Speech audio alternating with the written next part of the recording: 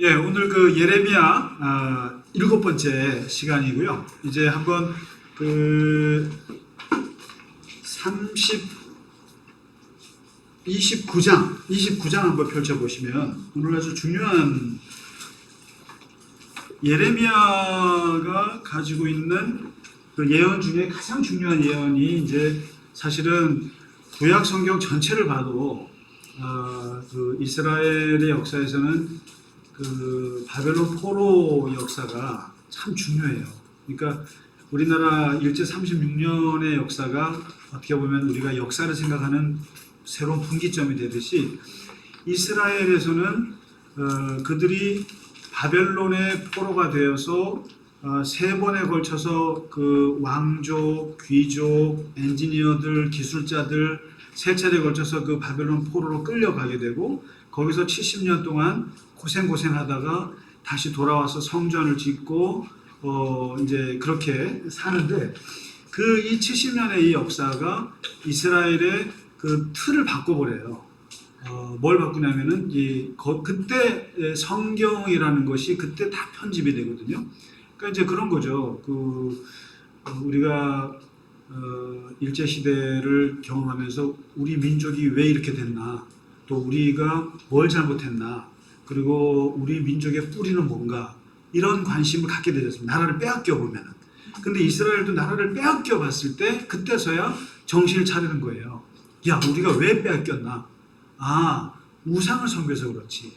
원래 하나님이 우리를 우상을 섬기지 말라고 했던 건데 우상을 섬겼어. 다른 민족이랑 문화가 섞였어. 그리고 제대로 하나님의 토라를 지키지 못했어. 이런 반성들이 이제 이게 나오기 시작하거든요. 그러면서 그러한 것들이 성경의 창세기부터 이렇게 거기 다 배어져 있어요. 거기 보시면은.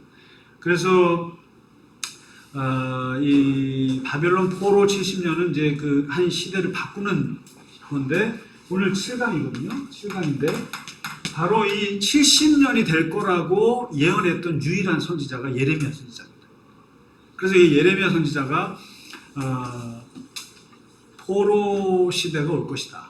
이거 이제 그렇습니다. 이게 예레미야가 힘들었던 이유 중에 하나가 마지막 그 시드기야 왕이 이제 그 예레미야 맨 마지막 장 보시면은 이스라엘 유다의 마지막 왕의 운명이 나와요. 그가 어떻게 죽게 되는지, 얼마나 비참하게 죽음을 맞이하게 됐는지가 나와요.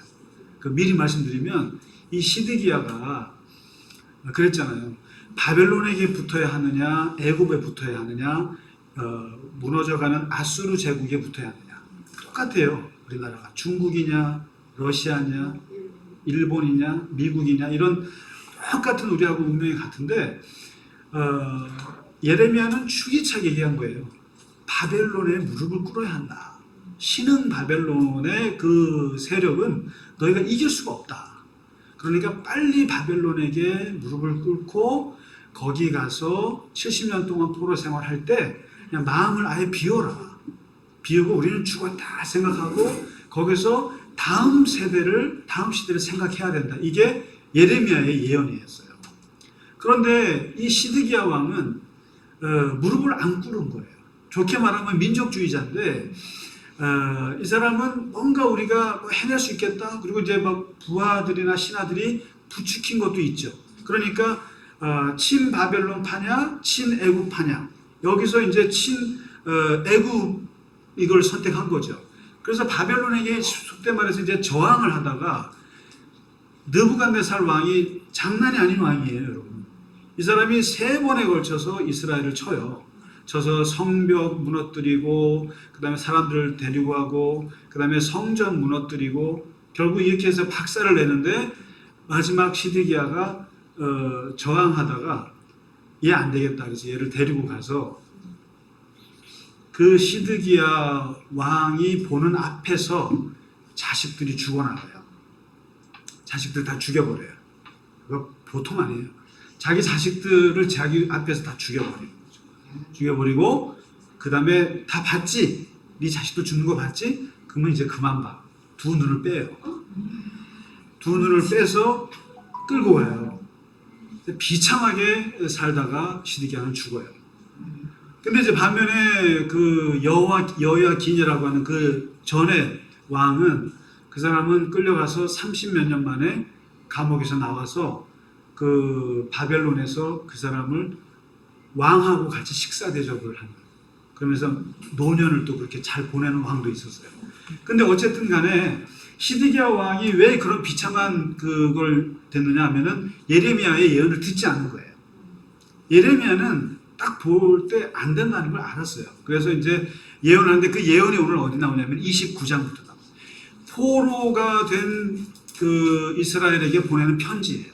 이게 이제 그래서 35장까지가 이제 너희의 우리 민족의 운명이 어떻게 될 것이니까 그 운명 앞에서 너희가 살아가야 할 길에 대해서 얘기를 해줍니다.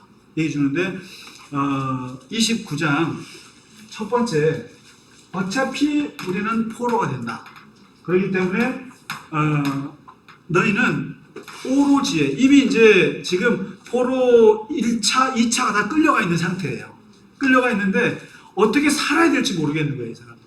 가서 우리가 몇 년을 있다가 오게 될지, 아니면 돌아오기는 돌아오는지, 아니면 거기서 살다가 죽게 되는지. 여러분, 이번에 제가 엊그저께인가 그 KBS의 그 다큐 인사이트를 너무 재밌게 봤어요. 생각지 않은 건데 뭐냐면 이제 2차 대전 때 미군 영상 카메라맨들이 군인들이 찍어 놓은 게 이제 해제가 된 거예요.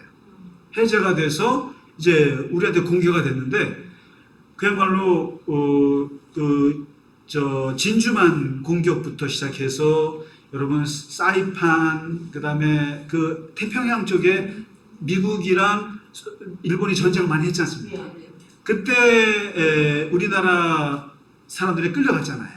그래서 일본 군복 입고 같이 싸우다가 이제 포로가 되면서 이제 이렇게 끌려 나오면서 그게 이제 보니까 미국에 왔을 때 일본 사람과 한국 사람은 구별해야 된다고 생각한 거예요.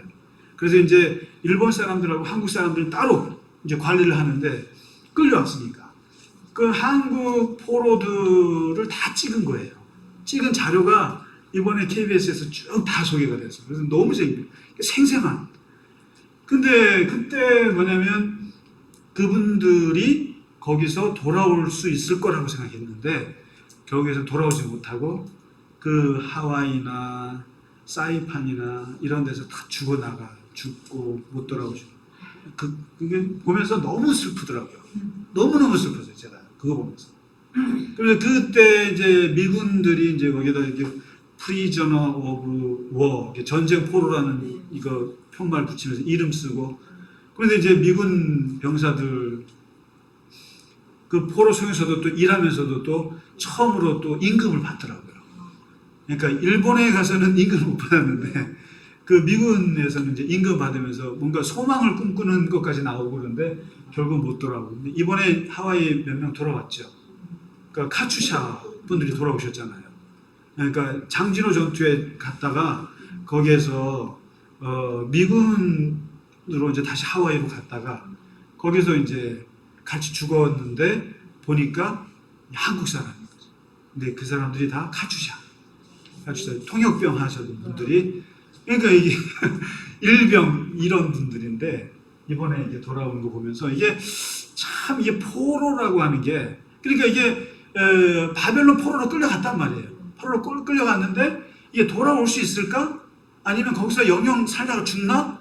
이런 그것이 있는데 그러니까 뭐 이제 아까 지난주에 우리가 하나냐라는 거짓 예언자는 2년 만에 돌아오니까 금방 돌아와 이렇게 예언하니까 사람들이 갔다가 금방 돌아갈 수도 있겠다 생각이 들어서 그냥 대충 짐도 안 풀고 살아갈 생각도 했던 거죠. 그런데 오늘 예레미야가 뭐라냐면은 9장 5절 7절에 가서 집 짓고 텃밭 가꾸고 그리고 결혼하고 자녀를 낳고 그리고 여자는 남편을 맞고 남자는 여자를 맞아서 자식을 낳고 그리고 니네가 끌려간 바벨론 그 강가에서 그 성읍을 위해서 기도하고 그리고 그 성읍이 잘 되기를 중보기도로 해라. 이렇게 얘기하는 거예요. 이게 무슨 말입니까? 포로 생활이 70년 되니까 길어지니까 마음 먹고 돌아올 생각하지 말고 그 기간 동안 가서 자식 낳고 텃밭 가꾸고 농사 짓고 거기서 적응하면서 살아. 이거예요. 똑같은 거예요. 그러니까 우리가 미국에 가서 이민 가서 포로로 갔는데 금방 돌아오겠지 하는데 못 돌아오니까 70년이면은 두 세대가 지나가는 거 아닙니까? 그러니까 자식 낳아. 그러니까 마음 먹고 가서 눌러 앉아 이거예요. 눌러 앉아. 이게 예레미야의 얘기예요. 포로 시대를 어떻게 맞이할 것인가. 가서 자식 새끼 낳고 살아. 가서 네? 그러니까 이게 그런 거예요. 어떤 마음을 품고 사느냐 이거예요. 근데 하나냐 같은 거짓 예언자는 2년 만에 끝나니까 가서 얼른 돌아올 생각만 하는 거죠. 근데 그러면은 마음을 못 잡잖아요. 마음을 못 잡는단 말이에요. 근데 예레미야는 아예 가서 자식 낳고 살 생각이에요. 아예 못 돌아올 생각도 하면서 아예 푹 놓고 살고 거기서 그 성읍을 위해서 아예 정을 들여. LA 가서 정 들여야 되는 거예요. 저 같은 사람, 저같이 2년 살고 온 사람들은요, 정을 못 둬요. 저는 진짜 제일 충격이었던 게 그거예요. 거기서 40년 사셨던 장로님이 돌아가셨는데요. 거기에 묻히는 거예요. 근데 저같이 가자마자 1년밖에 안 된 저같이 유학생들은요, 너무 충격이에요. 어떻게 미국 땅에서 묻힐 수가 있어? 여기서 어떻게 내 몸을 묻혀? 근데 이분들은 이미 거기 사람이 된 거죠. 그러니까 그런 마음을 가지고 가서 살아라. 포로 가서 거기서 죽을 생각하고 살아라. 그 다음에 두 번째, 첫 번째가 그겁니다. 그러니까 포로에서 일상적으로 거기서 정을 붙이라는 거예요. 그 땅에서. 그 다음에 두 번째, 포로 시대를 어떻게 맞이하냐면은 그 10절에 보시면은 점쟁이나 꿈쟁이의 예언을 믿지 마라. 예, 점쟁이 얘기 믿지 마라. 점쟁이나 꿈쟁이. 지난번에 말씀드렸잖아요. 거짓 예언의 기준이 아니라 꿈으로 예언하는 사람들을 믿지 마라. 이 꿈이나 점쟁이들은 뭐냐? 좋은 것만 얘기한다는 거예요. 금방 끝나 돌아오니까 정 붙이지 마. 금방 돌아오니까 한번 힘들게 생활하지 마. 빨리 돌아오니까. 좋은 것만, 귀에 이렇게 좋은 것만 얘기해주는 이런 사람들 말 믿지 마라. 포로 시대는 70년이다. 70년. 그리고 이 70년을 계산하는 방법도 있었어요. 왜 70년이냐? 이게 참 재밌는데, 그, 안식일을 까먹은 시간에 곱한 게 70년이에요. 이게. 그러니까 이게 지금 제가 이게 정확히 봐야 되는데, 그 구약에서 이스라엘 백성들이 안식일을 까먹은 날짜가 있어요. 안식일 안 드린 날짜에 그거에 대한 그 죄값으로서 70년을 계산한 게 있어요. 여러분 안식일 며칠 까먹으셨어요? 아마 우리 한 80년 살다 와야 되는데. 근데 하여튼 그 안식일에 대한 그거 이제 어쨌든 70년이 계산이 나오는데 이거 점쟁이 믿지 마라. 그 다음에 29장 그 10절에 보시면은 세 번째는 그 포로 기간은 70년이 될 것이다. 70년. 그래서 이거를 예레미야 70년이라고 해요. 예레미야 70년.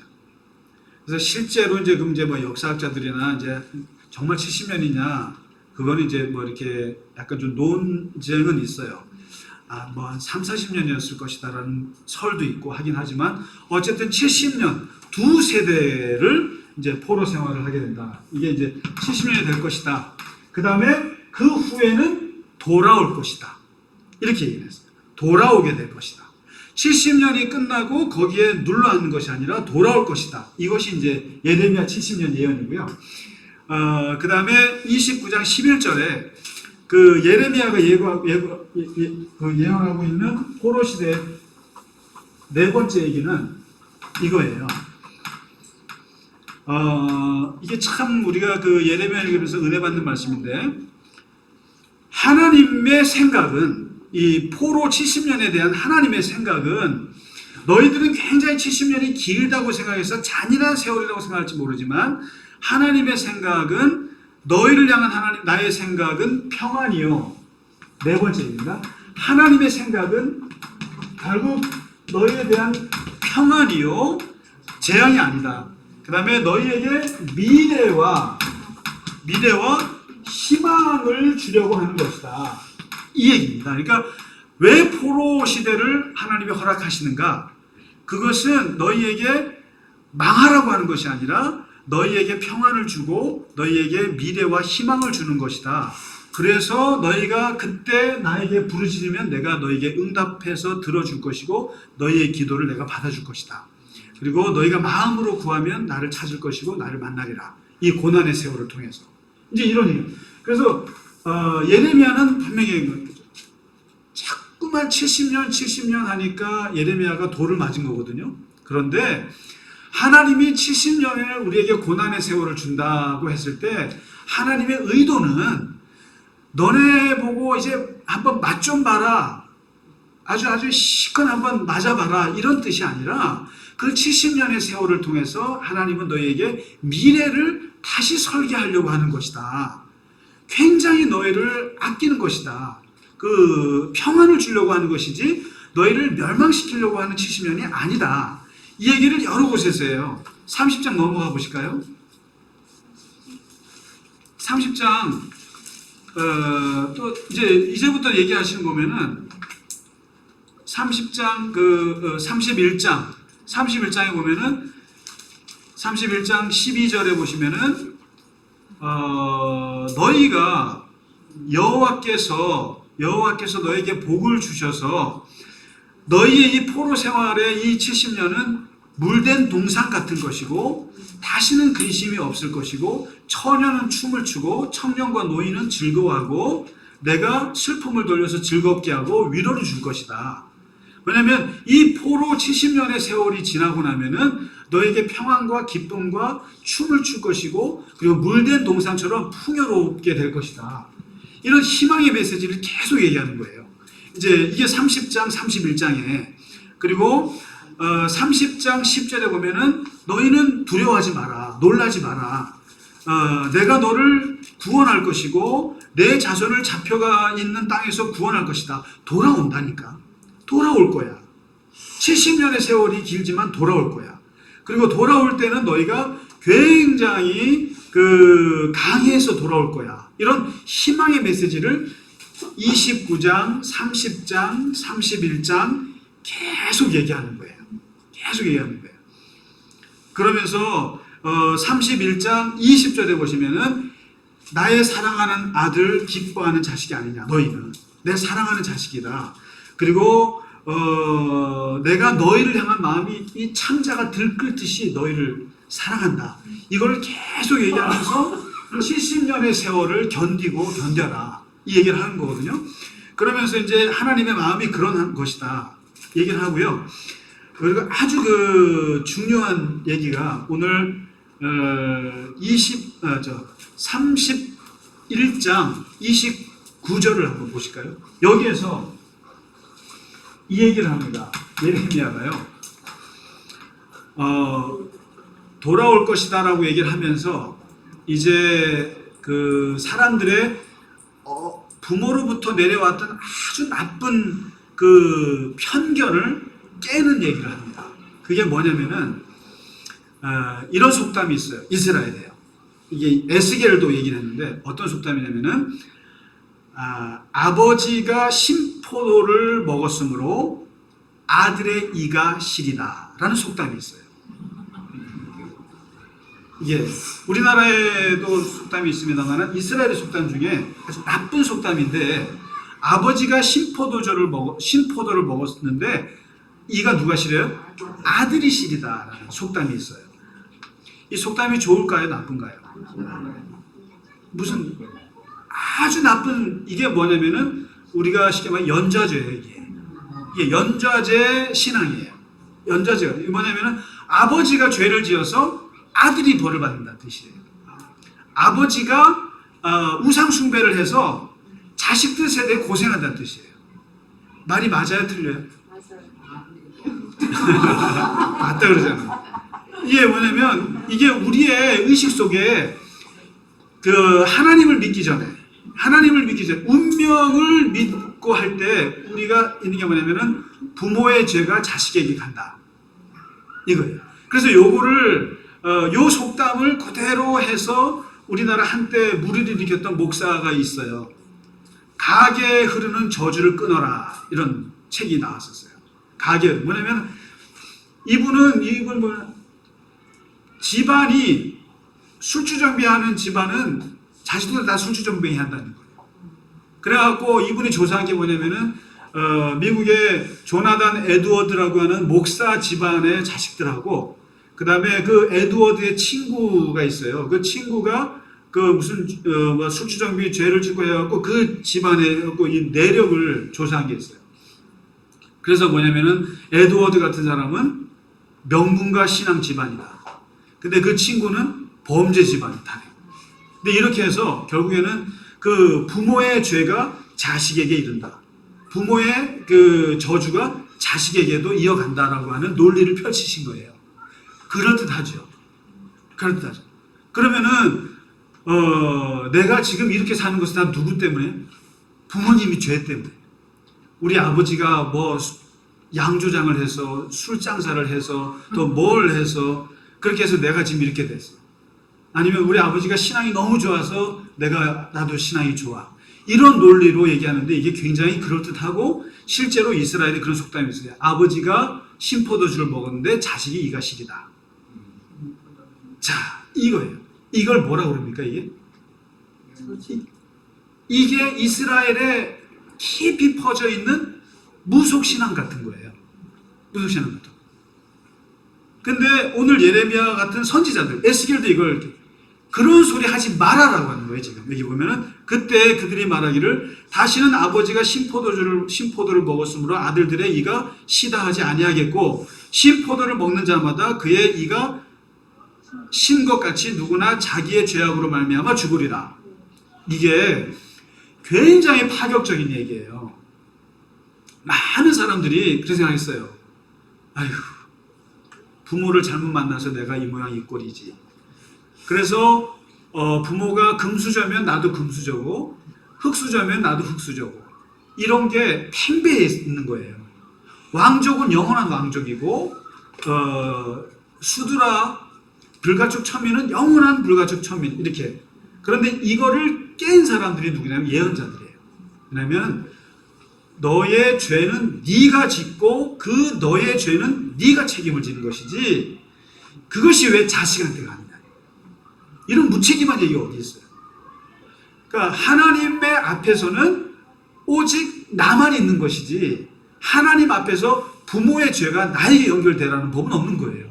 그렇게 따지면 하나님 믿는 사람들은 무슨 희망을 가지고 살아요. 이거를 깨달은 사람들이 예언자들이에요.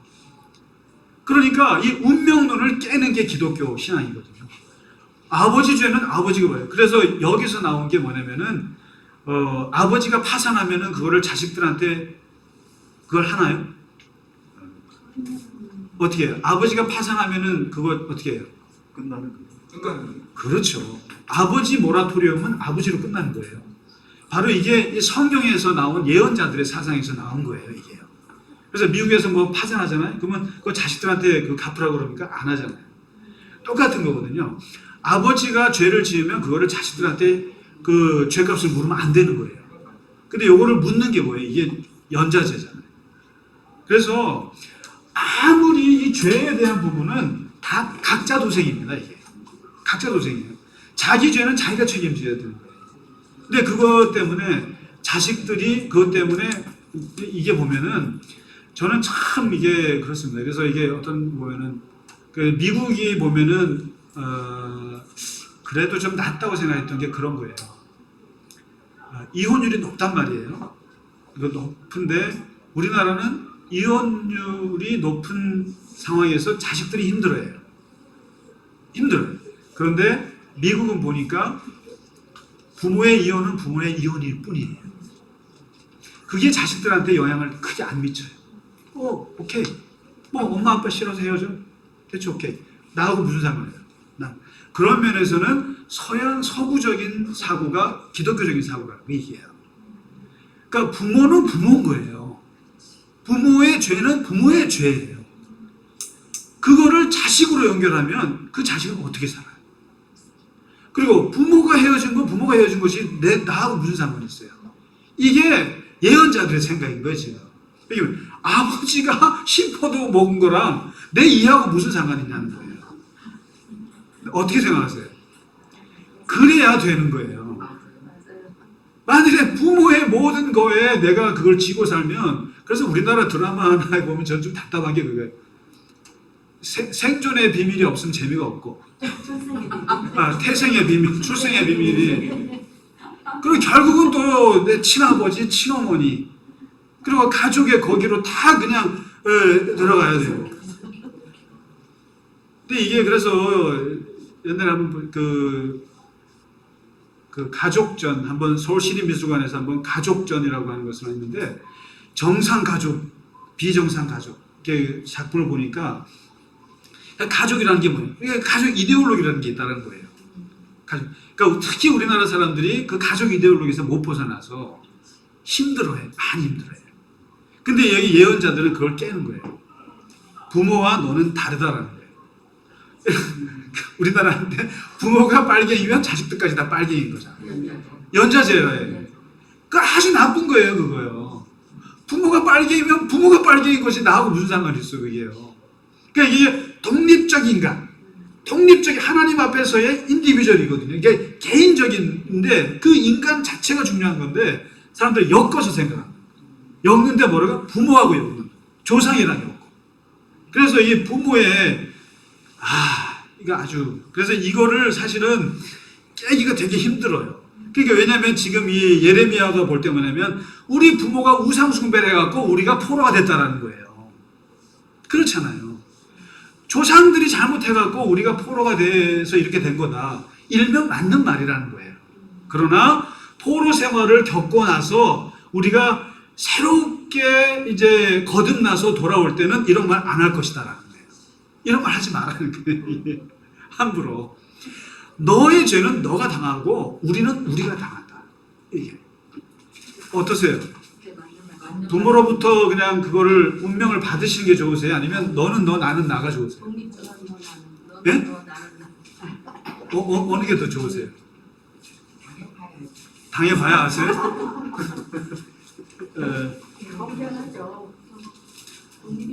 이게 그래서 부모와 자식 간의 이거는요, 그러니까 반반이에요. 그러니까 좋은 영향은 끼쳐서 자식들에게 끼쳐진다. 그리고 내가 자람으로써 자식들한테 복이 된다. 그렇게 생각하시고, 나쁜 것들은 부모하고 단절하는 게 좋아요. 부모는 부모고 나는 나라는 거예요. 뭐 그래서 그 요즘에 심리학에서 트라우마, 웃기네 이런 말이 있어요. 트라우마는 없다라는 거예요. 우리는 마치 내가 어렸을 때부터 부모한테 학대받았어. 내가 아버지로부터 학대받아갖고 내가 지금 이렇게 나도 이렇게 무슨 범죄자가 된 거야. 그게 아니라는 거예요. 트라우마는 얼마든지 극복할 수 있다는 거예요. 그거는 내가 하기 나름이라는 거예요. 근데 항상 우리 부모가 내가 어렸을 때 학대받은 그 트라우마가 있어서 내가 못 벗어나. 언제까지 못 벗어날 건데. 근데 이거를 생각 자체를 바꿔준 게 예언자들인 거예요. 부모하고 상관없어. 이렇게. 그러니까 그거는 선택하시면 됩니다. 선택하셔야 돼요. 예. 자, 그 다음에, 그러니까요. 아이고, 자식들 앞에서 부모님들이 다 죄인처럼 살긴 하지만, 그렇잖아요. 항상 더 잘했으면 좋겠는데, 못해준 것 때문에 항상 미안한 마음이 있는 건데, 너무 그럴 필요 없다라는 것도 있어요. 너무 그럴 필요 없다. 자식은 알아서 사실 겁니다. 아니, 알아서 살 거예요. 너무 걱정.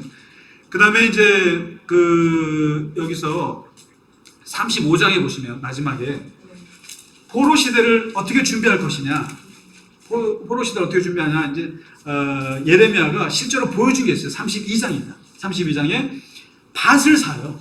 돈 주고 밭을 사가지고 이게 뭘 말하냐면은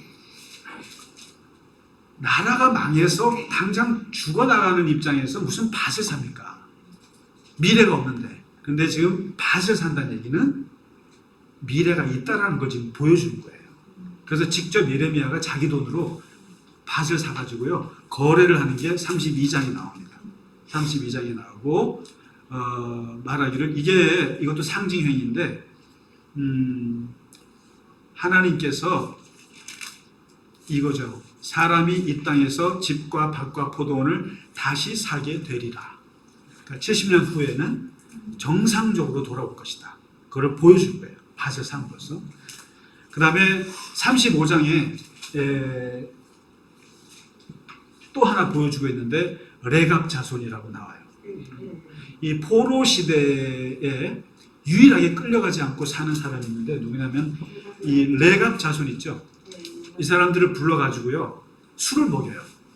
예레미야가 야 포도주 마셔라 하고 술을 먹이니까 이 레갑 자손 이 족속 이 가문 사람들이 다 모여가지고 예레미야 앞에서 예레미야가 술을 먹으라고 주니까 안 마셔요.